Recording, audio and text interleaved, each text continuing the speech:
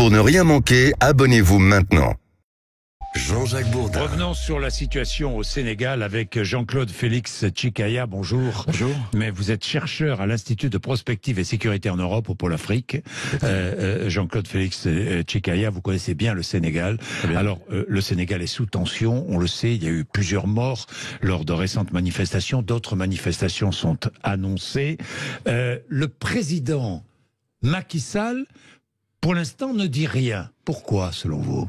Est-ce qu'on pourrait dire, et là ça a l'air unanime, en tout cas c'est la quasi-unanimité sur Dakar et dans toutes les villes du Sénégal, que le président Macky Sall sidère le Sénégal. Oui. Il y a plusieurs morts, des édifices, des manifestations, des appels multiples, d'appels, des myriades d'appels, que ce soit de la classe politique, même au sein de son parti, pour qu'il puisse prendre la parole. Il y a une rumeur qui bruise depuis plusieurs mois, voire de plusieurs années, avec son article assez ambigu, ou presque pas ambigu, si je puis dire, sur un troisième mandat, dont il n'a pas le droit de se présenter. C'est ce qu'il reprochait, ce qui est extraordinaire, c'est ce qu'il reprochait au président Ouad. C'est exactement ça. Et c'est ce qu'il risque de faire. Il a battu Ouad un peu là-dessus, mais ça a été un argument. Ça a été un élément qui a été rassembleur. En 2011-2012, il était dans la rue de Dakar, Monsieur Macky Sall, ancien président de l'Assemblée nationale et ancien Premier ministre. Il était dans la rue, il demandait à tous les Sénégalais de descendre dans la rue et ne pas céder à une monarchisation de l'État du Sénégal, digue républicaine et démocratique, c'est vrai, de l'Afrique de l'Ouest et même de tout le continent. Il demandait à Monsieur Ouad de ne pas se présenter donc pour un troisième mandat. Il était dans la rue, mais il y a d'ailleurs le peuple sénégalais, si je pouvais faire de l'humour, demande la VAR et il voit toutes les images de 2011 et de 2012 où il était casquette même sur la tête, chevillé, il traversait tous les artères. Et aujourd'hui, il reste dans l'ambiguïté. Alors, il reste dans l'ambiguïté, mais sauf qu'il est premier garant de la loi suprême au Sénégal. Et s'il y a vraiment une parole qui pourrait désamorcer toute cette tension paroxystique, c'est de prendre la parole et dire je ne comprends pas ces rumeurs. Il aurait dû le faire depuis très longtemps, sauf que toutes ces interventions médiatiques malheureusement accréditent qu'il va solliciter, briguer un troisième mandat. Il n'a pas le droit de le faire. Il a déjà prêté serment. La Constitution le lui interdit. Deux fois de suite. Et le peuple sénégalais, le monde intellectuel, économique, le peuple sénégalais est quasiment Imaginons Emmanuel Macron disant « Je m'assois sur la Constitution et je suis candidat à un troisième mandat ». Ça durait 48 secondes, il serait, je pense. Il serait repris de voler dans son couloir. Le Sénégal, je le rappelle, est le pays d'Afrique. C'est un peu l'image démocratique de l'Afrique. C'est le pays qu'on met toujours en exergue. Oui, c'est le pays qu'on met en exergue, c'est une digue. On ne veut pas que cette digue saute. En Afrique de l'Ouest, il y a déjà beaucoup de problématiques avec des gouvernements qui ont malheureusement, pour certains régimes, brigué un troisième mandat, trituré la Constitution et autres coups d'État. Donc si la digue démocratique du Sénégal historique cède, ce serait vraiment, c'est comme un phare. Même s'il y a déjà eu, même au temps de Senghor, ce type de problématique en 63, en 68, dans les années 70, et même il y a 2 ans. Et puis Abdoulaye Wade qui a voulu se présenter. Il a appelé le peuple sénégalais à descendre dans la rue pour lui, mais personne n'est descendu. Il n'était pas 20 dans la rue. Et ceux qui étaient dans la rue, c'était en face avec Monsieur Macky Sall pour dire extraordinaire. Ne vous présentez pas. 16 millions d'habitants, le Sénégal, quand même. Je voudrais le rappeler. Alors, est-ce qu'on peut dire, est-ce que le pouvoir de Macky Sall emploie des milices qui descendent dans la rue pour réprimer très violemment les manifestants? Alors il y a des images malheureusement qui viendraient accréditer cette thèse des nervis qui seraient aux côtés des policiers d'ordre, et puis les autorités disent que non, c'est plutôt l'opposition qui où ce sont les sympathisants d'Ousmane Sonko et autres. Sauf que ça dépasse l'affaire Ousmane Sonko. C'est bien Macky Sall qui sidère et qui cristallise et qui polarise le Sénégal aujourd'hui. Il suffirait pour pour désamorcer la tension au Sénégal qu'ils disent « Mais non, je vais respecter la loi suprême, j'en suis le premier garant, je ne vais pas fouler et bafouer le droit, et je n'ai pas brigué un troisième mandat. » Que dit l'armée et la police aujourd'hui? Pour l'instant, l'armée a été appelée, ce qui d'ailleurs estomaque et contribue à rendre la situation paroxystique, et dans les rues de Dakar, mais au regard des violences, malheureusement on pouvait s'y attendre. La police était quelque peu débordée. Il y a même des policiers qui parfois sont tentés aussi de demander à monsieur Macky Sall, mais regardez dans quel état vous nous demandez d'être en face de notre propre peuple, et pareil pour les militaires. Donc il y a des pressions de toutes parts à l'intérieur du Sénégal qui demandent à monsieur Macky Sall, ses ex-premiers ministres, des partisans, et puis que ça soit la myriade déjà de candidats pour les prochaines présidentielles, que ce soit donc des femmes ou des hommes, où il y a parce que le Sénégal est rempli de compétences politiques qui peuvent prendre le... Et puis, c'est même pas la question. La question, c'est même pas son bilan. Parce que au Sénégal, certains vont vous dire qu'il a fait des bonnes choses, d'autres moins, d'autres qui vont être peut-être plus caricaturaux vont dire qu'il n'a rien fait, mais en tout cas, la situation sociale est tendue, économique aussi, mais c'est surtout la situation juridico-politique et surtout politique. Il pourrait... Alors, Jean-Claude Félix Tchekaya, on ne sait pas ce que va faire Macky Sall, on sait simplement qu'il y a des présidents africains, une délégation de présidents africains qui se rendra à Kiev et Moscou la semaine prochaine. Est-ce que Macky Sall sera dans cette délégation ? Personne ne le sait. En tout cas, vous le savez, vous, à l'Europe. Oui, on peut dire que son nom est inscrit. Il devrait faire partie. D'ailleurs, parce qu'ils veulent jouer. L'Afrique a juste raison. D'ailleurs, pourquoi pas veut jouer un rôle de médiation entre l'Ukraine et la Russie. Mais les premières réunions de concertation, que ce soit avec Vladimir Zelensky et Volodymyr Zelensky, voilà exactement. Et Vladimir Poutine, les premières concertations, monsieur Macky Sall était donc président par intérim de l'Union africaine. Donc là, il va revenir en tant que président du Sénégal parce que c'est un pays phare du continent. Donc il fait partie de ces sept présidents. Bon, à l'intérieur, malheureusement, il n'y a pas que des démocrates, et il y a aussi des troisièmes mandats, mais l'Afrique veut jouer son rôle, ne serait-ce que pour le 1 milliard 100 millions, 200 millions africains, et puis il y a des répercussions, un impact, que ce soit sociologique, politique. Alors je voulais vous parler un peu d'Ousmane Sonko, qui lui, on ne sait pas s'il pourrait être candidat ou pas.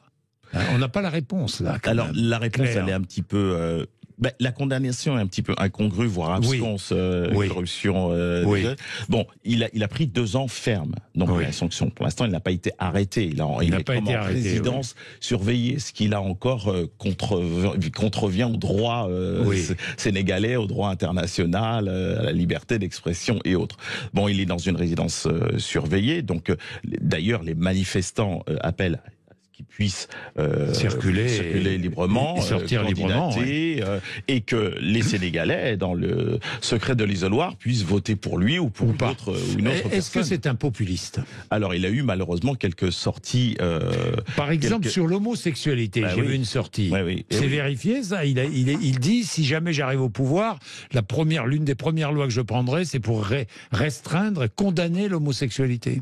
Alors malheureusement, il s'avérait que ça soit vrai, mais il faut bien dire que le continent africain, malheureusement, pour plusieurs régimes, criminalise l'homosexualité. L'Ouganda, il y a pas 2 semaines, donc criminalise l'homosexualité avec une peine de mort. Donc malheureusement, le continent, et c'est une problématique extrêmement importante, antidémocrate. Alors lui, qui fait justement, qui veut être le chantre et l'incarnation de la démocratie, on ne peut pas être un démocrate et contrevenir. Sauf que il y a malheureusement beaucoup de personnes en Afrique qui ont un regard certains bien sûr vont soutenir que y a la liberté des uns et des autres sur l'orientation sexuelle, et d'autres ne vont pas manifester, comme en Ouganda il y a eu très peu de manifestants. C'est vrai. Alors c'est sûr que c'est un régime autocratique et totalitaire, donc notre vision est biaisée, mais c'est 2 choses à voir. Est-ce que c'est un continent, dans les sociétés civiles, c'est une question qui posent question. Bien sûr. Et il y a des régimes qui, malheureusement, avec des paroles populistes, peuvent avoir ce type de paroles. Autre populisme, chasser les étrangers. J'entends ça chez tous les populistes, il faut chasser les étrangers. Est-ce qu'Ousmane Sonko a la volonté de chasser les étrangers, notamment parmi les étrangers, les Français? Parce que les rapports sont très étroits. Dans son programme. Oui. D'ailleurs, dans son programme, ce dont on discutait juste il y a quelques secondes sur l'homosexualité ne figure pas. Ça a été une parole. Ça a été ajouté. Mais sur le plan de mettre les étrangers dehors, ça ne figure pas dans son programme non plus. Il a un programme, d'ailleurs un projet programmatique politique que beaucoup de Sénégalais, pas seulement les jeunes, de toute façon les jeunes c'est 80% du Sénégal, l'âge médian est de 19 ans et 85% des Sénégalais ont moins de 35 ans. Bah oui. Donc toutes ces questions, lui il va avoir 49 ans en mi-juillet, donc toutes ces questions, il est en phase lui avec une génération assez jeune, mais l'ensemble du continent africain, d'Alger au Cap, est jeune majoritairement à 70%. Mais la classe politique africaine est la plus vieille du monde. Je ne voue pas les personnes âgées aux gémonies et je n'accorde pas toutes les vertus à la jeunesse, mais on peut dire que il y a là un paradoxe, un contraste. Son programme ne ressemble pas à certaines de ces sorties, de ces saillies qui inquiètent. Comprends. Mais c'est pas là le problème. Je comprends que parce que toute l'Europe s'inquiète. Vous travaillez pour une agence européenne. Oui, bien sûr. Toute l'Europe s'inquiète. La France s'inquiète aussi. J'ai vu l'inquiétude française. Les consulats du Sénégal en France sont fermés. Il y en a Paris et Bordeaux. Alors pas seulement. Alors, ce qu'il faut savoir, c'est que malheureusement, bruisse sur les réseaux sociaux comme quoi la France serait impliquée et soutiendrait donc le silence assourdissant et voire coupable et voire responsable du président de la République. Alors, il n'y a pas un sentiment anti-français en Afrique. Il y a un sentiment anti-politique française à l'égard de la France. C'est-à-dire que le français lambda peut circuler, je peux circuler, vous pouvez circuler dans tous les pays d'Afrique sans avoir un problème, que ça soit de reconduite à la frontière ou dans les rapports sociaux, mais en tout cas sur le plan politique, il y a une hostilité pour revoir, et pas seulement dans l'Afrique francophone, mais aussi anglophone et lusophone, pour revoir donc les rapports entre la France politique et le Sénégal. Et le Sénégal, par exemple. Sauf que, et ça c'est dans le programme de tous les candidats, quelle que soit leur obédience, et même M. Macky Sall est déjà intervenu là-dessus, et l'a d'ailleurs écrit qu'il voulait revoir les rapports, parce qu'il trouve qu'il y a une fin de cycle, c'est vrai, il y a eu la France-Afrique et autres, et il faut revoir, mais c'est pas seulement... La France qui commence à être, pas chassée, mais très bouc émissaire dans de nombreux pays d'Afrique. Alors, bouc émissaire... La France ou l'Europe ? Pas l'Europe. Pas l'Europe. Vous travaillez pour l'Union européenne. Il faudrait pas faire croire que 1,2 milliard d'Africains se soient mués un racisme. Il y a du racisme en Afrique comme partout. Le racisme, l'apanage. Il y a du racisme entre Africains, il y a du racisme envers les Blancs, il y a du racisme de tous les côtés. Là, je vous parle que c'est vraiment une problématique politique. Oui. Sauf que ce que je crains, je vous dire une crainte intellectuelle et en tant que chercheur, c'est que s'il n'y a pas de résolution sur le plan des changements de rapport entre la France politique et beaucoup de pays africains, et notamment des régimes qui sont aussi discutés à l'intra, il faut se dépêcher de changer de prisme et de paradigme, pas seulement sur le plan sémantique, mais aussi en action, pour que justement ça ne donne pas le là à ceux qui vont prendre la France ou d'autres pays, notamment qu'on parle de l'Occident. Alors qu'on parle de l'Occident, c'est très vague. Souvent, on peut demander la liste de l'Occident, mais en tout cas, il y a une volonté de changer les rapports à l'intra et à l'extra, et même au sein de la classe politique. Il y a aussi des tensions au sein du Parlement sénégalais. Il y a eu des incidents, mais aussi dans beaucoup de parlements. Donc, c'est paroxystique, pas seulement au Sénégal de ce point de vue. C'est plus compliqué c'est plus complexe que un renvoi. C'est vraiment circonscrit à la politique, mais on sait très bien que quand c'est circonscrit à la politique, il peut avoir malheureusement parfois des élans xénophobes ou de rejet, mais pour l'instant, tous les Français peuvent notamment... Et puis, il faut savoir que la France reste quand même au deuxième rang des investissements derrière la Chine en Afrique. En Afrique, oui. Bon, il faut ne jamais l'oublier. Merci beaucoup, Jean-Claude Félix Chicaya. Merci d'avoir été avec nous ce matin, 12h27, André Berkoff.